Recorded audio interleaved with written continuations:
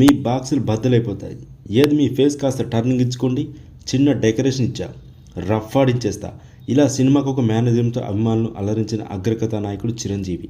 ఒక హీరో నోటి నుంచి, అది చిరంజీవి లాంటి మాస్ హీరో నోటి నుంచి వచ్చే చిన్న చిన్న డైలాగులు అభిమానులు విపరీతమైన క్రేజీ ఉంటుంది. ఆ పదాలు మనకు నిత్యం మాట్లాడే మాటల్లో అంతర్భాగమైపోతాయి.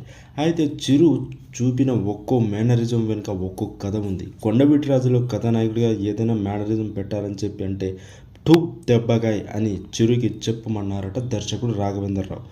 అయితే నాలుకతో టూ అనే శబ్దాన్ని చిరు గట్టిగా పలకలేకపోయారు. ఓ సందర్భంలో నిర్మాత కెఎస్ రామారావు ఆ శబ్దాన్ని గట్టిగా అనడం విన్న చిరంజీవి డబ్బింగ్ సమయంలో ఆయన పిలిపించి దెబ్బకాయ్ అని అన్నారట. మీ ఆ సౌండ్ చేయండి అన్నారట. సినిమాలో మనకు వినిపించే ఆ శబ్దం కెఎస్ రామారావు నోటి నుంచి వచ్చింది. అయితే ఇక విజయశాంతి కలిసి చిరంజీవి నటించిన సినిమాల్లో ఆమె అందాన్ని పొగుడుతూ జంకు జమా లస్కుటపా అంటారు చిరంజీవి గారు.